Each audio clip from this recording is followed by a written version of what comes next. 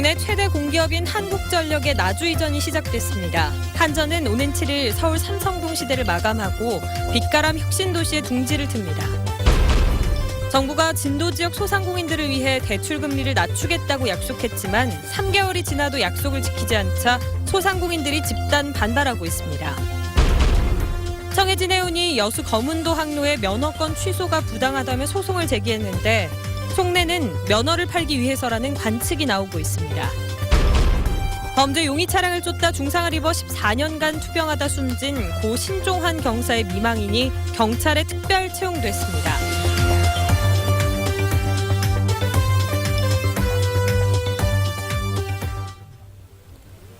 여러분 안녕하십니까? 윤군수입니다.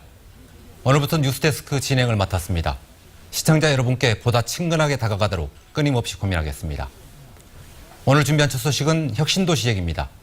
국내 최대 공기업인 한국전력이 드디어 나주로 이사를 시작했습니다. 한전은 이달 말까지 신사옥의 입주를 마칠 예정입니다. 나머지 에너지 공기업들도 일정에 맞춰 이전 작업을 서두르고 있습니다. 이계상 기자입니다. 한국전력 본사 직원들이 빛가람 혁신도시에서 첫날을 보내고 있습니다. 새로운 건물과 사무실에서 이것저것 준비해야 할 것이 많은 터라 하루 종일 바삐 움직일 수밖에 없습니다. 아직은 어수선한 분위기지만 산뜻한 내부 공간이 합격점을 받았습니다. 새로운 곳에 정착하는 만큼 저희 가족도 다 이전할 거니까요. 그래서 새로운 준비로 더 큰 미래를 준비할 생각입니다. 둥지를 새로 옮긴 직원들은 대부분 가족과 떨어져서 생활해야 할 형편입니다. 교통과 교육 등 정주 여건이 제대로 갖춰져 있지 않은 게 걱정입니다.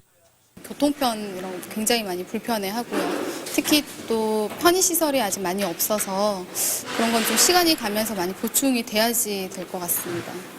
지상 31층, 지하 2층 규모의 한전 신사옥은 에너지 대표 공기업답게 녹색 에너지 명품 건물로 우뚝 솟아 있습니다.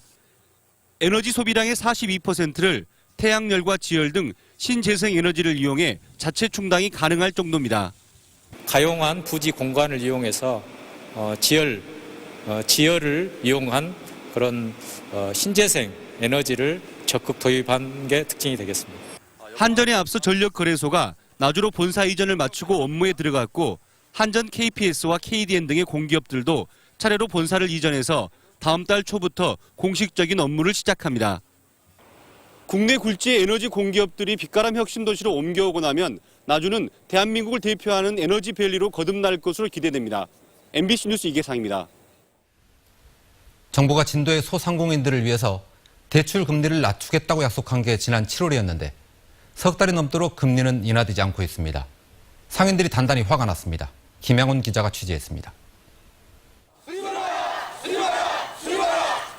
세월호 사고 이후 어려움을 겪고 있는 진도 지역 소상공인들이 생계대책 마련을 촉구하며 거리로 나왔습니다. 상인들에게 지원되는 정책자금 이자율이 3.53%로 일반 대출과 똑같기 때문입니다.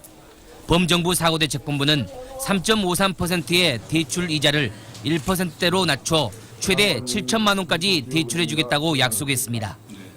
모든 분들이 그렇게 인정을 하고 있는 그런 상황이기 때문에 저희들이 좀 좋은 방안을 마련해서 들을 수 있지 않을까 그렇게. 진도 지역 480여 개 업체가 대출받은 금액은 107억 원. 하지만 3개월이 지나도록 약속은 이행되지 않고 있습니다. 범정부 사고대책본부를 항의 방문한 소상공인들은 정부의 무성의한 태도에 강하게 항의했습니다. 우리한테 어떤 식으로 진행되고 있으니까 그거 좀 알려주세요. 그렇게까지 얘기했어요. 그러니까 당신들 우리 무시했잖아요. 그때도 아무 답 안 해주고. 또 이미 예정된 회의였지만 범대본이 간담회 장소조차 마련해 놓지 않아 상인들은 3차례 넘게 장소를 옮겨야 했습니다. 30여 분 만에 열린 간담회. 소상공인들의 불만이 쏟아졌습니다. 아니 2억까지면 충분히 해결될 거를 안 해주고 왜 우리 서럽게 만드냐 이 말입니다. 무시하고.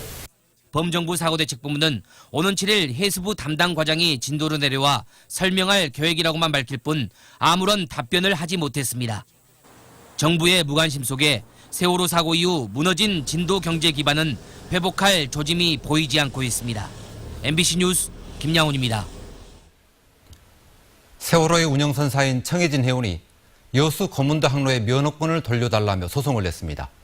배도 없고 직원도 없는데 면허를 돌려달라는 이유가 수상해 보입니다. 권단기 기자입니다. 청해진 해운의 여수 거문도 항로 여객 운송 사업 면허가 취소된 것은 지난 5월. 3개월이 지나 청해진 해운은 면허를 돌려달라며 광주지방법원에 행정소송을 제기했습니다. 승소를 해서 여객선이 다시 운항을 재개한다고 하더라도 선박도 없거니와 거의 탈 사람도 없습니다. 현재 데모크라시 1호와 오가고호 등 청해진 해운의 배는 법원 경매에 붙여져 있는 상태인데다 직원 대다수가 구속되거나 퇴사해 항로를 운영하기란 사실상 불가능합니다. 때문에 이번 소송이 실제 운항보단 여수 거문도 항로의 면허를 팔기 위해서라는 관측이 나옵니다. 실제로 지난 5월 여수지방해양항만청이 면허 반납을 권고했지만 청해진 해운은 사업 면허는 다른 사업자에게 승계가 가능한 것으로 앞으로 채권단이 여러 이해관계로 이를 문제시할 우려가 있다며 자진 반납을 거부했습니다. 해운 업계에선 여수 거문도 항로의 면허 가격이 10억 원 안팎이 될 것으로 예상하고 있지만 배가 없이 면허만으로 거래가 이뤄진 사례가 거의 없어 이번 소송을 의아해야 하는 분위기입니다. MBC 뉴스 권나기입니다. 28명의 사상자를 낸 장성 요양병원 방화 사건의 용의자에게 검찰이 무기징역을 구형했습니다. 검찰은 용의자 82살 김모 씨가 되돌릴 수 없는 피해를 냈고 범행을 뉘우치지 않은 점을 고려해서 무기징역을 구형했다고 밝혔습니다. 또 병원의 실질적 이사장인 54살 이모 씨에게는 징역 8월과 벌금 200만 원을, 인허가를 대가로 뇌물을 받은 혐의로 기소한 광주시청 공무원 박모 씨에게는 징역 1년 6월에 벌금 4천만 원, 그리고 추징금 2천만 원을 구형했습니다. 범인을 쫓던 중에 다쳐서 14년간 병상에 누워있다가 지난 추석에 숨진 경찰관이 있었죠. 순직으로 인정받지 못해서 유가족들의 생계가 막막했는데 경찰이 부인을 특별 채용했습니다. 첫 출근 소감을 송정근 기자가 들어봤습니다. 남편이 근무했던 광주 광산경찰서에 처음 출근한 고 신종환 경사의 미망인. 지난 14년간 남편이 돌아가길 간절히 기도했던 경찰서에 자신이 대신 돌아오게 됐다니 믿기지가 않습니다. 이제 걱정 반, 좋아하긴 하는데 엄마가 내 집에가 있었는데 과연 단체 생활에서 엄마가 할 수 있을까? 지난 2001년 범죄 용의 차량을 쫓던 경찰관 남편은 사고를 당해 중상을 입었고 14년간 투병하다 끝내 숨을 거뒀습니다. 퇴직한 지 3년 안에 숨져야 순직이 인정된다는 조항 때문에 순직 처리도 안 되는 어려운 상황. 남편의 동료들이 왕 씨를 돕겠다고 나섰습니다. 경제적 능력이 없다 보니까 그래도 조직원으로서 우리 조직원의 가족은 우리가 챙겨야 된다, 그런 마음으로.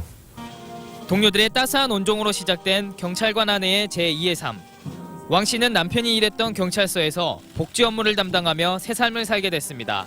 남편이 했던 것이라 너도 안 가야 되고 또 잘해고 그래야 되는데 그건 잘 모르고 좀 부담 가기는 가는데요. 남편의 오랜 직장에 대신 돌아온 아내. 몸을 바쳐 범인을 쫓던 경찰관 남편처럼 최선을 다해 봉사하겠다며 밝게 웃었습니다. MBC 뉴스 송정근입니다. 오늘 폐막한 전국체전에서 광주시 선수단이 6년 만에 최고 성적을 달성했습니다. 제주도에서 열린 이번 전국체전에서 광주시는 종합점수 11,400점을 얻어 지난 2008년 이후 가장 좋은 성적을 거뒀습니다. 또 금메달 15개를 포함해 모두 51개의 메달을 따내 메달 수도 지난 2009년 이후 가장 많았습니다.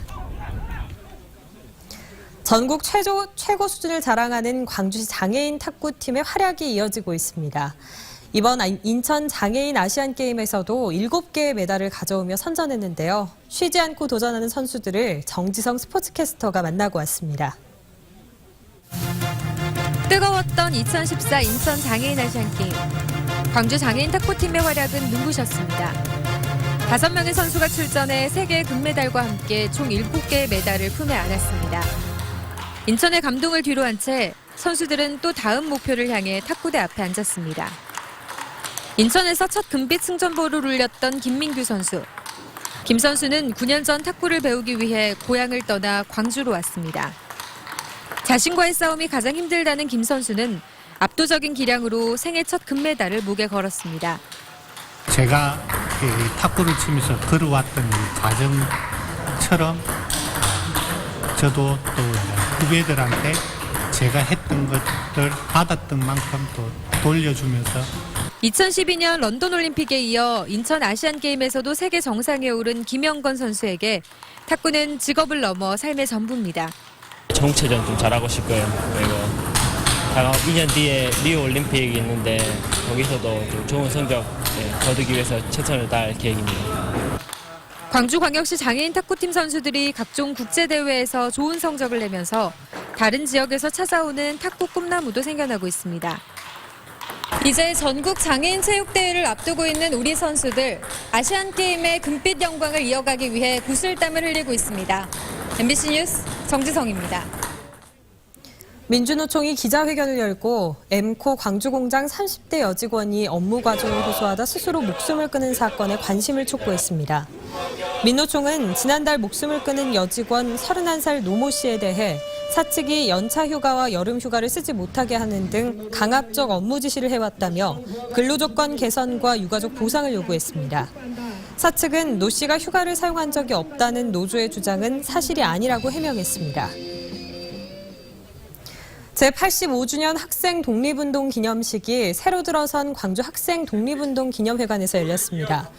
광주시장과 교육감, 학생 등 500여 명은 오늘 오전 광주 서구중앙공원 안 광주 학생 독립운동 기념회관 신청사에서 준공식을 겸한 학생의 날 기념식을 가졌습니다.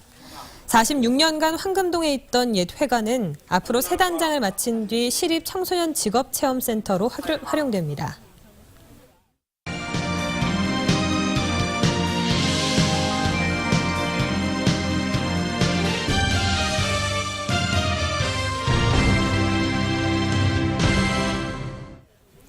오주 광주교통문화연수원장이 오늘자로 사직서를 제출했습니다.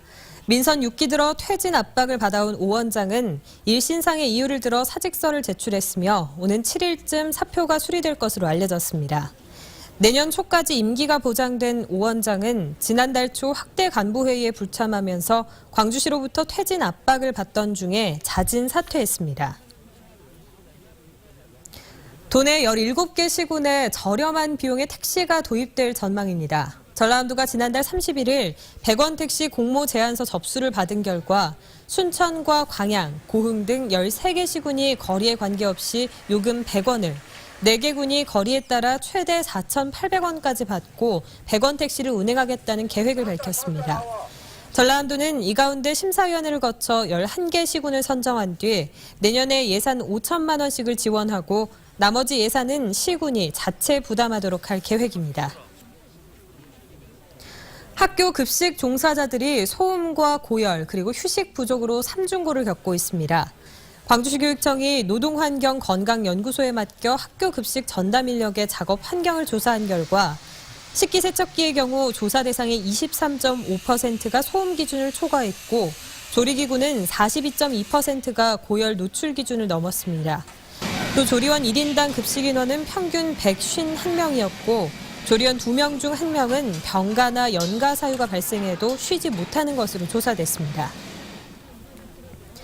광주 지하철의 무임 승객 수송비가 전체 매출액의 절반에 달하는 것으로 나타났습니다.